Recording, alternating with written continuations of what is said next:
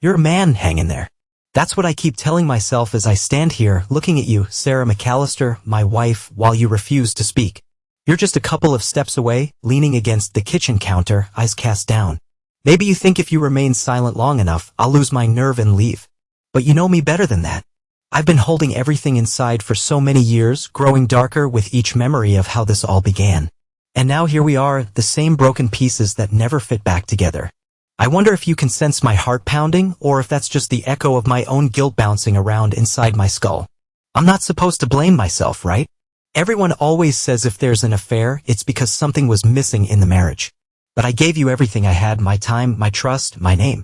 Then I saw the bruises on your wrist one evening, right where some stranger's fingers had dug into your flesh. And a few days later, there was a hush in your voice whenever the phone rang. A quick movement to close the laptop the moment I walked into the room.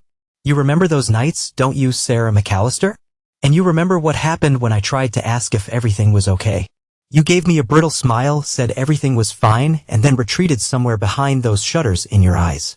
It was like you'd already left our home even though you sat right beside me on the sofa. I tried to push away the suspicion. I told myself I was imagining things, that maybe you were under stress. But there was that wedding ring I bought you, your name next to mine on the inside band, and a foreign name I didn't recognize. You must have scratched it there with a needle or a tiny blade, right next to my inscription. I still don't understand how you thought I'd never notice. I rotated the ring on your finger once while you slept, thinking I might catch a glimpse of your dream on your face. Instead, I found the evidence carved into the metal. That's when the real weight of betrayal buried itself in my chest. Look at me, Sarah McAllister. I know you won't, but I'm still asking. Because if you can see how much it hurt, maybe you'd realize the damage that was done. Or maybe you already know and that's why you're silent. Because my anger is so thick in this room you could slice it with a knife. You told me once, well, not in words but with your attitude, that I should do whatever I want. Remember? I came home after a shift at the warehouse, sweaty and exhausted, hoping you'd have the decency to look me in the eye. Instead, I found the bedroom door slightly open. I heard the muffled voices. And then I heard that sound, your breath catching in your throat, that rustling of sheets, the low murmur of a man's voice that wasn't mine. My fists clenched so tight my nails dug half-moons into my palms. Part of me wanted to rip the door off its hinges. But I stood there, listening like a coward, feeling my soul burn inside my rib cage. You moaned his name. Andrew.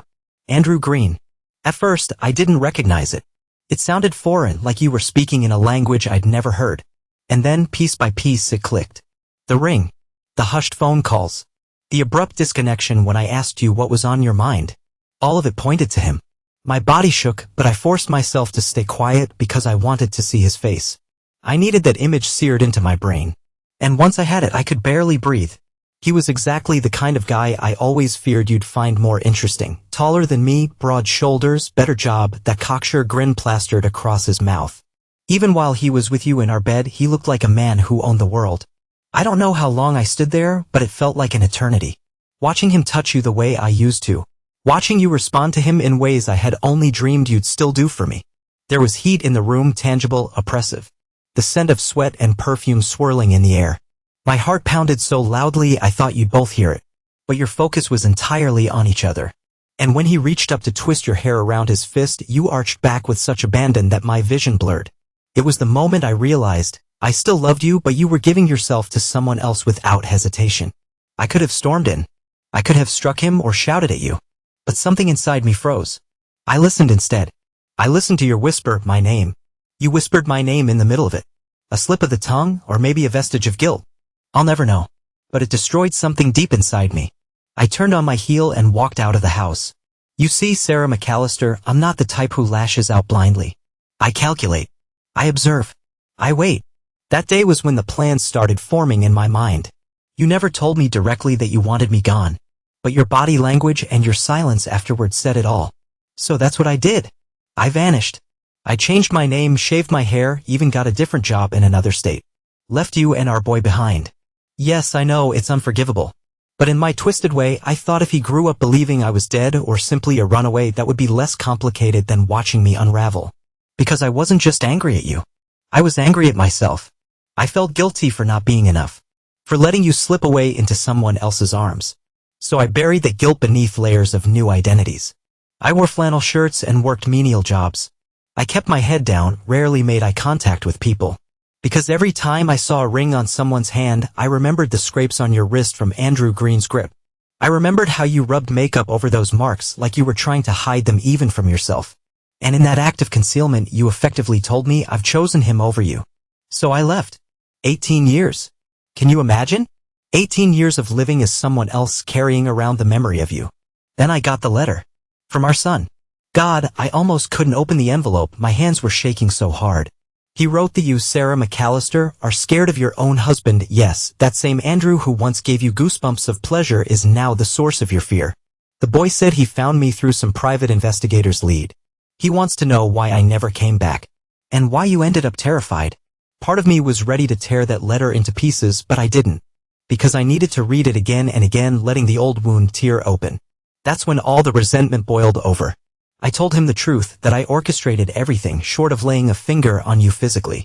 I planted doubts in Andrew's mind. Hired people to casually mention your name in bars he frequented. Sent him snapshots of you at random times with date stamps that implied you were seeing someone else. I carved his name inside your ring, the same ring I'd once etched with my own vow, just to show how your loyalty had shifted. I wanted him to taste the same bitterness I had. And from the shadows I watched as he grew suspicious, controlling, eventually turning into the man you fear. I never needed to touch you to make you suffer. That was my brand of revenge. A quiet push into chaos, letting your own choices devour you from the inside.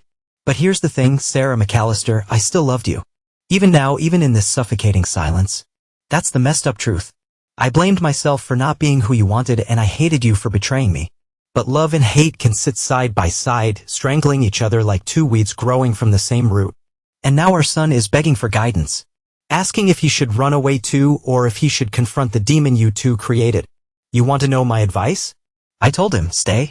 Stay in the house. Stay close to her, but keep your distance emotionally. Observe. Learn her weaknesses, every hidden regret, every quiet tear she tries to hide. Then use them like I did. Strike from within, so she never sees it coming. Let her watch her life crumble, piece by piece, while you stand there, calm and silent. That's what I said, Sarah McAllister, because that's what I did. And you and Andrew both walked right into my trap. Why did I do it? Because in my twisted logic, I thought if I wasn't good enough to keep you, then I'd be the reason your happiness died. That was my revenge, fueled by a warped sense of guilt. Guilt that maybe if I'd tried harder, you wouldn't have looked elsewhere. Guilt that maybe I was too boring, too predictable. You wanted a man who could give you excitement. Instead, you got a man who gave you fear. It's sick. I know. But I lived with that for almost 2 decades, letting it fester until it became the only thing I could believe in. So why am I here now, standing in front of you while you stare at the floor? Because he found me. Our son found me. He insisted we meet again, if only once. And I guess there's a part of me that needed to see your face. To confirm that you still exist beyond the nightmares. I wanted to see if I felt anything real when I stood in the same room as you, besides anger, besides regret. You're not speaking, but your eyes flicker with something that might be sadness. Or maybe fear.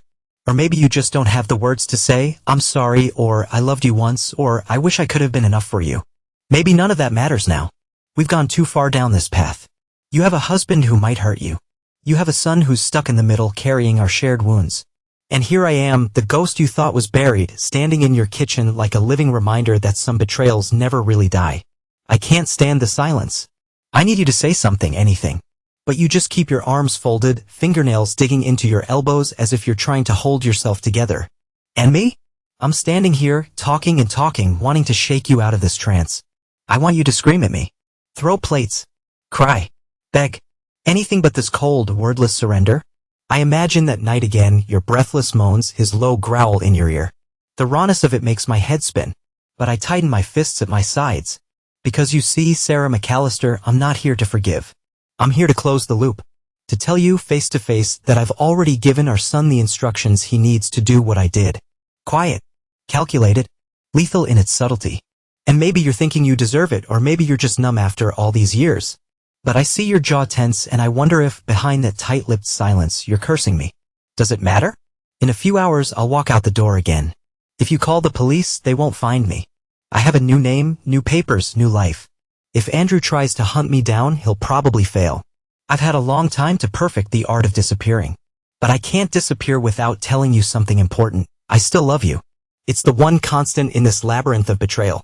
I'm a fool, right? A pathetic man who never got past the heartbreak. Maybe so. But that's the truth. You must be wondering why I'd tell our son to destroy you if I love you. Because that love is poisoned by something that will never heal. You made me question my worth as a man. I guess I want you to feel what I felt, unsure of your every step, terrified that your reality might collapse. If love is an anchor, then betrayal is the storm that rips the ship apart. And I've turned into that storm for you. This is the part where I might normally break down or show you some tearful confession. But I won't. My emotions are all caged behind this tight, simmering anger. I feel them pressing against my ribcage, pounding for release. But I clamp my jaw and keep them inside. Because men like me, we don't break down. We channel the pain into control. That's what I did, what I do. That's how I survived after I walked away 18 years ago. I see you trembling slightly. Maybe now you realize the part one played in your misery. Or perhaps you've known all along but refused to accept it. This is your chance to speak, Sarah McAllister. Will you beg me to stop? Will you try to defend yourself? No. Still nothing. Just that dull acceptance in your eyes. Sometimes I hate you for that almost more than I hate you for cheating. The way you just stand there, letting the world burn around you. I can't hold back the words anymore. They're spilling out before I can even think. Do you remember how you said I could do what I want? You didn't say it out loud, but you practically told me to leave. You shut me out. Gave me no choice. And I took that as permission to do something worse. That's what I did. I made sure your precious Andrew turned into your worst nightmare. And now our boy's living under that same roof watching it all unfold. My voice cracks, but I force it steady again. I told him to do what I did, no direct violence, just quiet sabotage from the inside. You want to know why? Because I can't bear the idea of him escaping so easily. He's my son, and he should learn that life is never fair. He needs to see that any love can turn sour. He should taste that bitterness so it doesn't blindside him later. That's what I wrote in my letter. You still won't speak, will you? You're biting your lip now, maybe to keep from crying. Or maybe to keep from hurling insults at me. I can't read your eyes anymore. They're hollow, as if you've retreated somewhere inside yourself. Sarah McAllister, I say your full name again, louder this time. It echoes in the empty space. I loved you more than anything in this world. I wanted to give you a life free of worry. I worked my hands raw to afford that ring on your finger. And you carved another man's name in it. Is it still there? Let me see. I reach for your hand and you jerk it away. That's the first real movement you've made, a tremor of defiance. But it's too late to matter. The damage is done. Don't worry, I mutter, stepping back. I don't need to see it. I know it's there. Your silence is maddening. But I guess this is your way of punishing me, making me drown in my own words. Fine. If that's how it goes. I hope you realize I say that this is goodbye. After tonight, you won't see me again. Whatever happens next is between you and Andrew and our son if he decides to carry out what I taught him. I'm washing my hands of this whole mess. My chest feels tight, like the final exhale is fighting to break free. I turn away from you, press a hand to my forehead. The headache that's been building finally surges. I can hear my own blood rushing through my ears. Memories flash, the day we first met, how you smiled at me under that old oak tree near the campus library. The day we married, your cheeks flushed with excitement as we said our vows.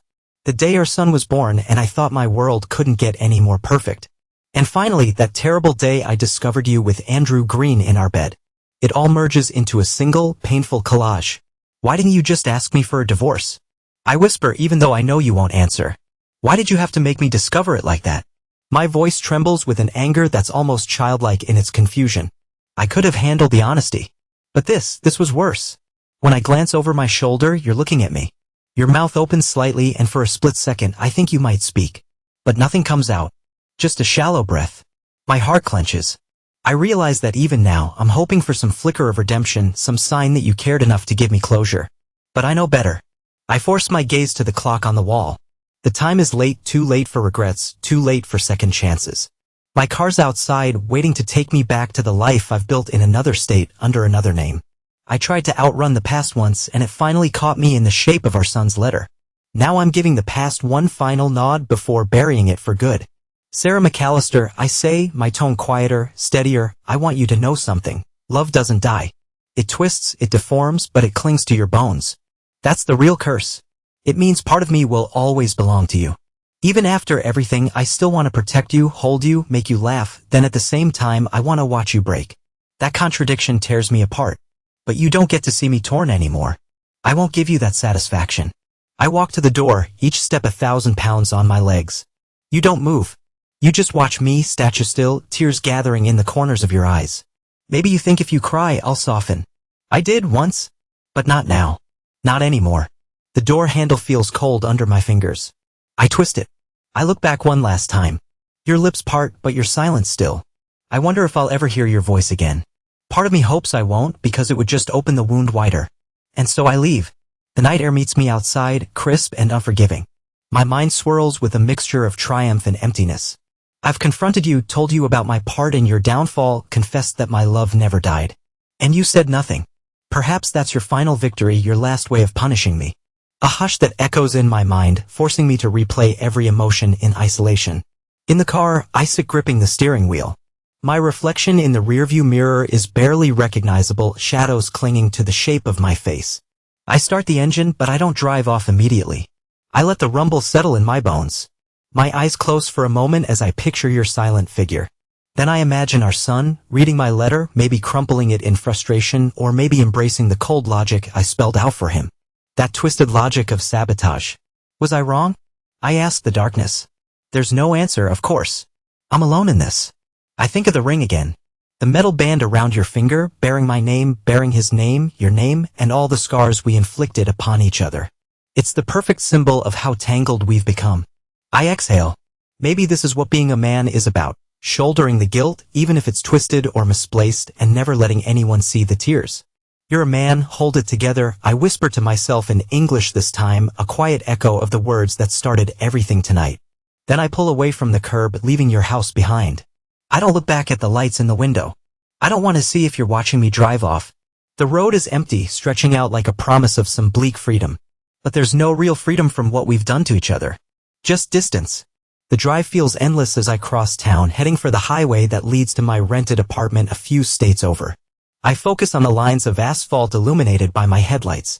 Yet my mind drifts inevitably to our son. If he does follow through with what I told him, it'll destroy him as much as it destroys you. Revenge has a way of staining the heart forever. But I can't pretend I'm some benevolent father either. I told him the truth of how I fought back against you. That honesty might be the only gift I ever gave him. Hours pass in a blur of rest stops and long, straight roads. Morning creeps into the horizon, painting the sky with bruised purples and reds. My eyes burn, but I keep going. There's a hollow place inside me where anger used to live, and it's expanding.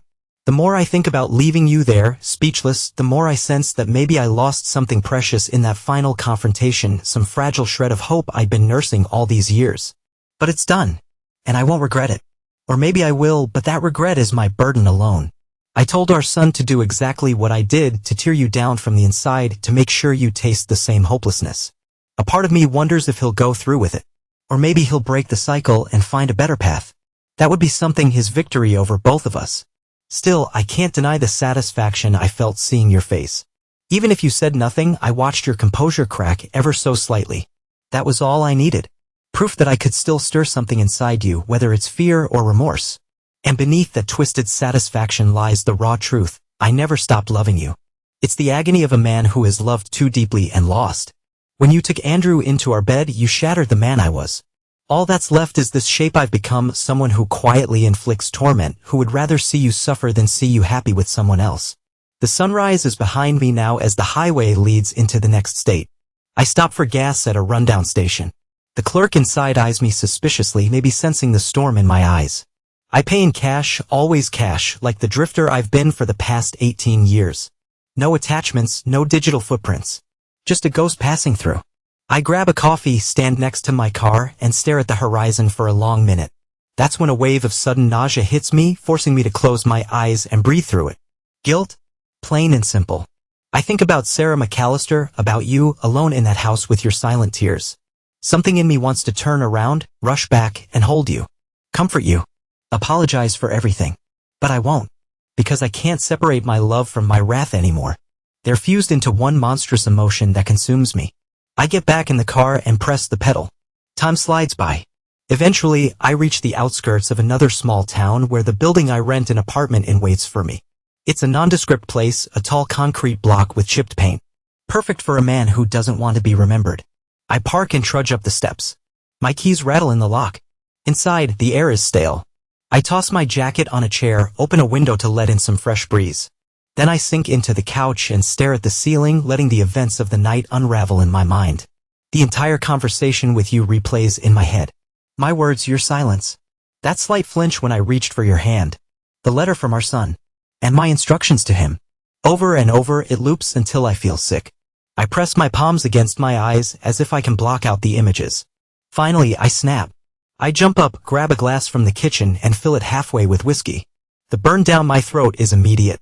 It warms me in a way that only sharp liquor can, an imitation of solace. I wonder if you're still wearing that ring. If so, do you feel the markings on your skin each time you twist it? Do they remind you of the night I found you with him? Maybe you'll tear it off in disgust. Or maybe you can't let go of the symbol of what we had even though you destroyed it. I laugh bitterly at the irony. A ring meant to unite us, now turned into an emblem of betrayal. Hours pass, or maybe it's days, and I avoid checking my phone or reading any mail. I don't want to see if our son wrote back. Not yet. I'm not ready to face the possibility that he might reject my twisted advice. Or worse, that he might embrace it fully. Eventually, I reach a point where I realize I can't hide forever. I shuffle over to my tiny desk, open the laptop I keep offline for journaling. I stare at the blank page. Sarah McAllister, I type, then pause. My hands tremble as I try to figure out what I want to say. Another letter? A confession? I can't find the words. The events of that last meeting are too raw, too tangled. So I shut the laptop and close my eyes, leaning back in the chair until it creaks. I drift into a restless sleep filled with fragments of memory. I see you standing in the kitchen again, not speaking, tears glimmering at the corner of your eyes. I see Andrew, that self-assured grin on his face, turning into a snarl of rage as my manipulations take root in his mind. I see our son caught between wanting to save you and wanting to punish you. And through it all, I see my own reflection, haggard and haunted, telling me I'm the cause of all this. That it was my fault you strayed, my complacency that drove you away. The dream is suffocating, but I can't wake up. In the dream, I try to say your name, but the words come out broken. When I finally manage to jerk myself awake, sweat soaks my shirt. I rub a hand over my face. My heart's racing. One thing's clear, this guilt I carry isn't going to fade just because I confronted you. The whiskey might numb it temporarily, but it'll come back. It always does. And what's worse, I realize that my final words to our son might have condemned him to a lifetime of bitterness. I told him to be like me, to orchestrate your destruction. Is that what a father does? Or have I just proven I'm no father at all? I stand up, pace back and forth in the apartment. The day is bright outside, but in here it feels like twilight. My only companion is the echo of your silence. I never thought I'd miss your voice so much, even if it was to accuse me or scold me. Anything would have been better than that hollow quiet. Eventually, hunger forces me out. I shuffle down the street to a small diner. The waitress recognizes me with a polite nod. I'm a regular here, though I rarely talk. She pours me black coffee, takes my order, a burger and fries. I barely taste the food. My mind is still replaying our confrontation. I keep seeing your eyes, that silent plea or curse. I'm not sure which. The coffee turns cold, but I sip it anyway, letting the bitterness coat my tongue. My father once told me that a man always faces the consequences of his actions head-on. It's an old-fashioned sentiment, but it's stuck in my head for years. If I were following that advice, I'd have stayed with you, fought for you, or at least confronted Andrew directly. But I didn't. I vanished, then exacted my revenge from a distance. I guess that makes me a coward, no matter how carefully I planned my retribution. When the waitress brings the check, I tip more than usual, as if paying off some minuscule portion of my debt to the world. Then I walk outside, where the sky stretches wide and empty. I feel like a stranger in my own skin. I realize that for all my talk of leaving the past behind, it's still with me, lodged deep in my gut. In the days that follow, I receive another letter from our son. He doesn't mince words. He tells me he's read my instructions and has no intention of carrying them out. He says he loves his mother even if she made mistakes, and he won't subject her to more emotional torture. He also says I've proven I'm not a real father by suggesting such a thing. He says maybe Andrew is a monster, but that's not an excuse to become one myself. He wants to break the chain, not continue it. I read that letter a dozen times. At first, I'm furious. How dare he judge me? He has no idea how deep my wounds go, how long I lived with the memory of your betrayal. But then, after the anger subsides, I feel something else, relief. Because if he refuses to walk my path, maybe he'll find a way to heal, to move on without burning everything around him. Maybe he'll be a better man than I ever was. So here I am, Sarah McAllister, alone in this crummy apartment, your ring burned into my memory, your silence echoing in my ears, and our son choosing compassion over revenge. What does that leave for me? Maybe nothing. Or maybe I can still find some glimmer of redemption. The thought flickers briefly in my mind. What if I go back, stand between you and Andrew and stop the cycle of violence myself? But then I think of your unwavering silence. I think of the marks on your wrist, the hush in your voice, the shape of another man in our bed. And my courage falters. I suppose all that's left is the knowledge that I told you everything. I pulled the final veil off my secret. You can't pretend you don't know who orchestrated Andrew's paranoia, who fueled his insecurity. And you can't pretend you don't understand why I did it. My actions were monstrous, but they were born from a twisted love. The kind that can't let go even after it's been betrayed. Our son's letter sits on the table, the edges already fraying from my constant handling. I wonder if one day, decades from now, you'll tell him about the night you and Andrew first crossed that line. Will you speak of me kindly, or will you paint me as some hateful specter who never truly cared? If I'm being honest, you'd have every right to call me a monster. But then again, you'd be leaving out the part where my love for you was the reason I turned into one. The world keeps turning, no matter how shattered our lives are. I step outside, feeling the sunlight on my face, uncertain of where to go next. Maybe I'll move again, adopt another name, start a new job. Keep running from the same old ghosts. But a tiny voice inside me says it's time to stop. Time to accept that I'll never escape the memory of your betrayal or my own cruelty. That voice tells me I should find a way to make amends, not only to you but to our son.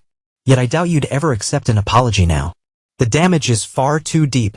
And perhaps I deserve the consequences. I left my phone, thinking about calling you. The number's burned into my mind, though I haven't dialed it in over a decade. My thumb hovers, but I can't press the button. I picture your silence on the other end, the sound of your breathing, or maybe Andrew's steps in the background. I lower the phone. Back in the apartment, I watch the dust mote swirl in a sunbeam that cuts through the blinds. I feel as if I'm in a waiting room for ghosts, suspended between the life I left and the life I refused to enter. My vengeance is complete, but it tastes like ashes. My love is still there, lodged in the emptiness of my chest. The guilt that started as a dull ache has become a constant hammering. And that's it, isn't it? I did what I thought I had to do, then I came to you, told you everything, and walked away. Now the real punishment begins, living with myself. You at least have someone by your side, even if he's the one you once preferred. Our son, for all my dark instructions, has chosen a more merciful path. He'll be all right, I think. He's strong in a way I never was. Maybe that's your influence, maybe it's mine, or maybe it's just who he is. I write another letter to him, this time offering no instructions, just an apology. I tell him he's right to break the chain. He might hate me forever, but at least he won't become me. After sealing the envelope, I set it aside. Whether I actually mail it or not, I'm not sure. But writing it down feels like letting out a breath I've been holding for years. Evening falls. I step onto the small balcony that overlooks an alley. The smell of cooking oil and garbage drifts up, reminding me how mundane life can be after a grand betrayal. It's almost laughable, this alley could be behind any diner in any town. Maybe we're all just people living out our tragedies, side by side, never realizing how deep the wounds run. I shut my eyes. For the first time since I left you standing there in the kitchen, tears threaten to break free. I swallow hard, forcing them back. A man controls his emotions aggressively if he must. That's the code I've lived by. But sometimes it feels like a cancer in my chest. I open my eyes and lean on the railing, letting the cool breeze brush my face. I think of you again, Sarah McAllister, how you stood with your arms folded tight, nails digging into your own flesh. I remember how you once held me, back when we were young, and I told you about my father leaving us. You said you'd never abandon me. And I believed you. Now, ironically, I was the one who abandoned you. Maybe that's a sign of how twisted our path became. Cars pass below, headlights cutting through the dark. I realize I haven't eaten since that diner meal. My stomach rumbles, but I don't move. Food won't fill the emptiness inside me. Eventually, I go back into the apartment, open a cupboard, and pull out an old photograph I keep tucked away behind cereal boxes. It's the only relic from our old life I allowed myself to keep. In the photo, you're wearing a sundress, grinning at the camera, eyes bright. I'm standing beside you, one arm wrapped around your waist. We look like a couple on the brink of endless possibilities. God, we were so naive. I trace your face with my finger. Then I set the photo on the counter and stare at it for a long time. That's who I fell in love with, a woman who once saw me as her world. Where did we go wrong, Sarah McAllister? Was it me working too many hours? Was it your longing for something I couldn't provide? Or maybe we just weren't meant to last? The question has no real answer, and it torments me anyway. Night deepens outside. I flick on a single lamp. The letter to our son remains on the table, sealed, waiting. I wonder if you and Andrew are locked in some tense argument right now, or if you're silently reading the words I left unsaid in your mind. Maybe you're cursing me. Maybe you're crying. Or maybe you're numb, too exhausted to feel anything. I'll never know. And that's the final sting, not knowing whether you ever forgave me for leaving or for sowing the seeds of Andrew's paranoia.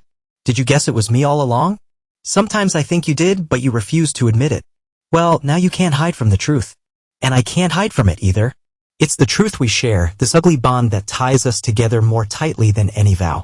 My eyes blur as I sit down again on the couch. The anger is gone, replaced by a hollow grief. I think about calling you, telling you everything I've just told myself, but it would change nothing. Your silence is probably the only answer I'll ever get. Time slips away, the clock ticking relentlessly. For once, I let my guard down. I let a tear fall. Just one, sliding down my cheek, burning like acid. I don't wipe it away. I let it sear me, let it remind me that I'm still alive, still capable of feeling something besides hatred. That's what it means to love someone, even after everything, you can't fully shut it off. It stays with you no matter how deep you bury it. Sometimes that love turns rancid, laced with bitterness, but it's still love at its core. And that is my curse. I'll carry it to my grave, remembering the moment I realized my love for you was stronger than my ability to let you go, stronger than my own pride. Strong enough to make me do terrible things. Eventually, dawn comes again. A faint light creeps through the blinds, and I'm still awake, my eyes bloodshot, my mind racing. I know I can't keep living like this, stuck in the aftermath of my own revenge. Yet the path forward is obscured by all the wreckage in my life. I think of our son's letter, how he's chosen not to repeat my mistakes. Maybe that's a spark of hope, something worth holding on to. Maybe I can follow his lead somehow, find a way to atone. Slowly, I stand, open the window, and let the morning air fill the stale room. I glance at your photo one last time before tucking it away. Then I pick up the sealed letter, grab my coat, and head out the door. There's a post office down the street. Maybe I'll mail it. Maybe I won't. But at least I'm walking in that direction, which is more than I could do last night. As I step outside, the sun warms my face. I breathe in deeply, feeling a knot in my chest loosen just a fraction. Life goes on, even for broken men. Even for men who have done what I've done. And maybe somewhere in the distance, you're opening your eyes too, stepping out of your own prison of silence and fear. Whatever happens next, we've both made our choices. Our son has made his. And I suppose that's all there is. The only thing left is to keep moving forward. Because despite everything, despite the betrayal, the guilt, the vengeance, the suffering, I still love you, Sarah McAllister. And I probably always will.